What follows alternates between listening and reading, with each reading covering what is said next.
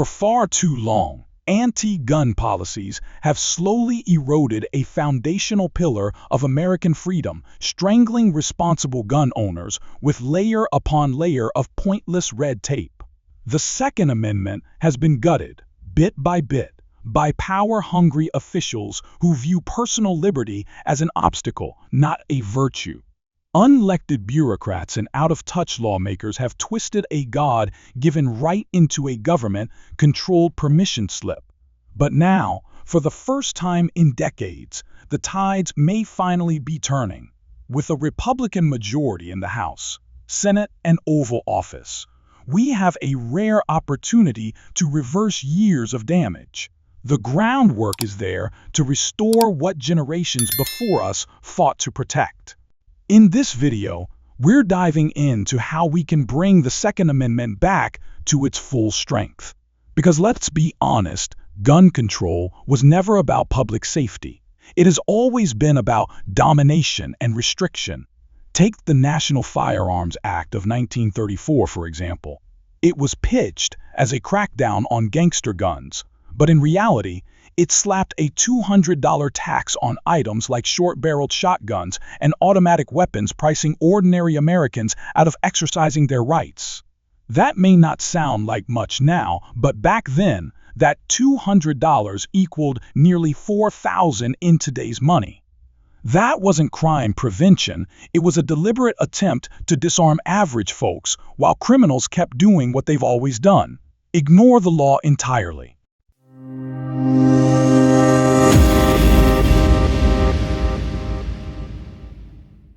Then came the Gun Control Act of 1968. Politicians exploited national tragedies to jam through sweeping restrictions. They threw in tighter licensing, import bans, and the infamous sporting purposes clause. That single phrase opened the door for unelected bureaucrats to decide what kind of firearm was acceptable. Spoiler alert, if it looked scary or held too many rounds, it was out. Did any of this curb crime? Of course not. It only left law-abiding Americans more vulnerable. Fast forward to the Hughes Amendment in 1986. Tucked into a bill that was supposed to support gun owners, this piece of legislative sabotage barred civilians from purchasing newly manufactured machine guns. The result: sky-high prices and an artificially restricted market. It wasn't about saving lives, it was about putting freedom behind a paywall. In more recent years, things have only gone downhill. The Obama administration used executive orders to clamp down on ammunition availability and ramp up federal gun restrictions. And under Biden, it's been full throttle. We've seen attacks on pistol braces, privately built firearms, and even forced reset triggers, all thanks to the ATF rewriting laws as they go, without a single vote from Congress. That's not how a republic works. The Second Amendment isn't a guideline, it's a hard line. It was never meant to be reinterpreted at the whim of unelected bureaucrats. Yet here we are, watching our fundamental right get treated like a privilege. And what's been the result of all this meddling? Just look at cities like Chicago, New York, and Los Angeles. These are places with some of the most restrictive gun laws in the country.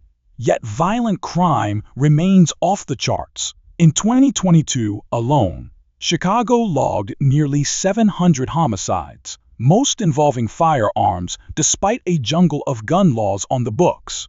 Criminals aren't slowed down by regulation, but regular Americans? We're the ones stuck with paperwork, processing delays, and endless legal traps just to own a firearm.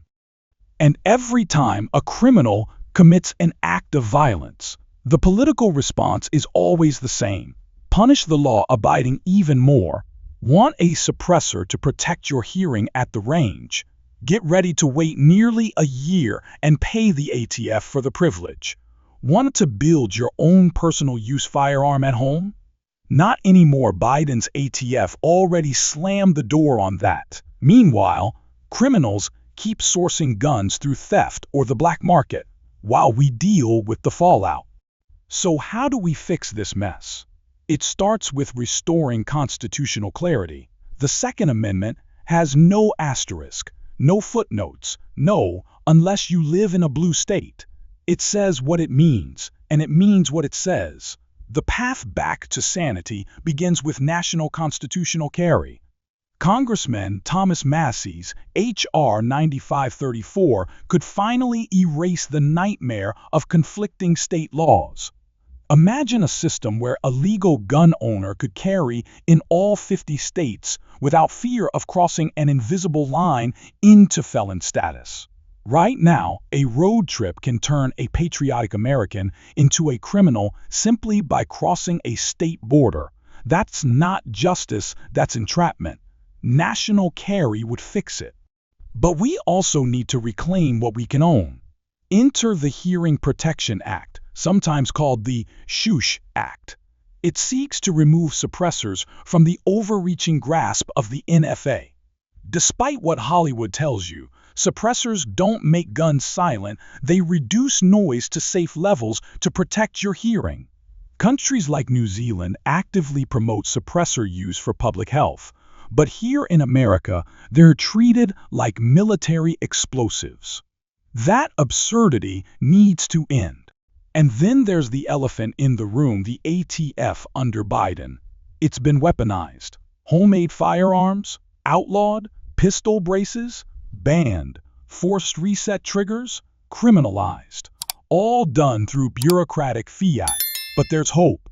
The Supreme Court's Bruin decision drew a firm line. If a gun law doesn't align with the text, history, and tradition of the Second Amendment, it doesn't hold up. And by that standard, most of what Biden's ATF is pushing crumbles under scrutiny. It's time to stop playing defense. Reclaiming the Second Amendment isn't about nostalgia, it's about survival. It's about making sure our children inherit the same rights our grandparents fought to protect. No more compromises, no more excuses. Just the Constitution restored, respected, and back in full force. But let's get one thing straight: passing new laws won't be enough to clean up this disaster. If we're serious about defending the Second Amendment, we need to go after the biggest offender in the game, the ATF. This rogue agency is the textbook example of what happens when unchecked government power runs wild. What was once a small tax agency has morphed into a bloated federal hammer, swinging down on law-abiding Americans whose only crime is exercising their constitutional rights. The ATF isn't just guilty of overreach, they define it. Today, they operate like an anti-gun political weapon, inventing rules out of thin air and criminalizing millions of peaceful citizens overnight. Originally tucked under the Department of the Treasury, their job was to collect taxes on alcohol, tobacco, and firearms. But over the decades, their mission crept far beyond those boundaries. Now they act like an autonomous task force, building illegal firearm registries, banning parts without legislation, and bypassing Congress completely. Just look at the disaster that was Operation Fast and Furious. The ATF let firearms fall into the hands of violent Mexican cartels, then lost track of them. That wasn't just incompetence, it was corruption on full display. So what does it mean to actually dismantle the ATF? It starts with stripping them of their funding, cut their budget to the bone. Let the IRS handle tax collection, and let the FBI deal with criminal investigations. The ATF has no legitimate reason to exist anymore. Their billions in taxpayer funding could be put to far better use, or better yet, not spent at all. Now, anti-gun activists will whine that the ATF is vital for public safety. Vital? Please. In all my years in the gun community, I can't think of a single job the ATF does that another agency couldn't handle more legally and efficiently. Their so-called rulemaking only adds confusion and erodes public trust. Even insiders at the ATF have come forward exposing the mismanagement and chaos behind the scenes. The truth is, this agency is beyond fixing. It's time to shut it down for good and end its crusade against the Second Amendment. But let's not stop there. The ATF is just one part of the system working against us. Another major threat? Red flag laws? These laws are every anti-gunner's dream weapon. Marketed as public safety, they actually serve as fast-track tools to seize firearms from law-abiding citizens without warning, without evidence, and without due process. One angry ex, one nosy neighbor, or one unverified tip, and suddenly your legally owned firearms are gone, confiscated under a judge's signature without you ever being present to defend yourself. That's not justice. That's authoritarianism. These laws are not only unconstitutional, they're downright dangerous. They create a chilling effect where gun owners are afraid to speak up about mental health, afraid they'll be flagged and disarmed for seeking help. And who's footing the bill for this attack on our freedoms? We are. The so-called Bipartisan Safer Communities Act funnels taxpayer dollars to states that implement these overreaching policies. So not only are we losing rights, we're actually paying for the privilege. And let's not forget the nightmare that is the prohibited persons list. This government-maintained blacklist silently strips people of their Second Amendment rights. Veterans are especially at risk. Many have found themselves disqualified from owning firearms simply because they needed help managing their finances or sought treatment for post-traumatic stress. These aren't criminals, they're heroes. And once you're on that list, good luck ever getting off it. The appeals process is a bureaucratic maze built to keep you trapped, all while violent criminals continue to ignore every law and stock up illegally without consequence. These so-called safety measures don't protect us, they leave us exposed. Red flag orders and the NICS list go after the wrong people, while the real threats walk free. If we want to truly restore our rights, we've got to go to the root of the problem, the gun control laws that kicked this all off in the first place. The 20th century marked the beginning of an all-out war on the Second Amendment. Lawmakers chipped away at our freedoms with each passing decade. The National Firearms Act was the first strike. Then came the Gun Control Act of 1968. After that, the Hughes Amendment drove the nail deeper. But perhaps the most insulting piece of all is the so-called Sporting Purposes Clause. Buried inside the GCA, this line has been twisted for decades to block imports of perfectly legal firearms under the excuse that they're not for sport, as if the Second Amendment had anything to do with duck hunting. Let's be clear, the right to keep and bear arms isn't about sporting clay or deer season, it's about defending freedom from tyranny. These laws aren't harmless leftovers from history, they're the chains still binding American gun owners today. If we're serious about restoring the Second Amendment, it's time to rip out the NFA, the GCA, the Hughes Amendment, and the Sporting Purposes Clause root and branch. Legislation isn't the only tool the government is using to chip away at our freedoms. They found another, quieter weapon, taxation. And when you tax a constitutional right, that's not policy, it's tyranny in disguise. That's exactly what the Pittman-Robertson Act represents. This federal excise tax slaps an 11% fee on every firearm, every round of ammunition, and even archery gear, all under the cover of wildlife conservation. Let's cut through the nonsense. No other freedom in the Bill of Rights comes with a price tag. We don't pay a fee to publish an article, to pray in our churches, or to petition our government. So why are we expected to cough up extra cash just to exercise our right to keep and bear arms? This tax hits working-class Americans the hardest. For families just scraping by, that extra 11% can mean the difference between having a reliable home defense weapon or having nothing at all. It turns a fundamental right into a luxury item, reserved for the wealthy. And worst of all, it sets a chilling precedent.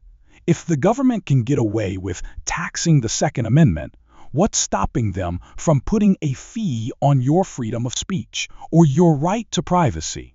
Sure, the Pittman-Robertson Act may have started with good intentions, but today it's being used as a Trojan horse for government overreach. This modern-day poll tax needs to be scrapped once and for all. Now let's be honest, the fight to restore the Second Amendment is not for the faint of heart. Gun control advocates are embedded across every layer of government, pushing the same tired narratives. Fewer guns mean less crime, or restrictions make us safer. Let's call it what it is: lies. The facts speak for themselves. Some of the most dangerous cities in America are the ones with the most restrictive firearm laws. Gun-free zones don't prevent violence, they attract it. But here's the good news: we're not powerless. What the anti-gun lobby fears most is an informed, vocal, and relentless public. Real change happens when we get loud, when we refuse to be ignored. Lawmakers need to understand one thing: their careers are on the line when they betray the Constitution. Victories like constitutional carry didn't happen by accident.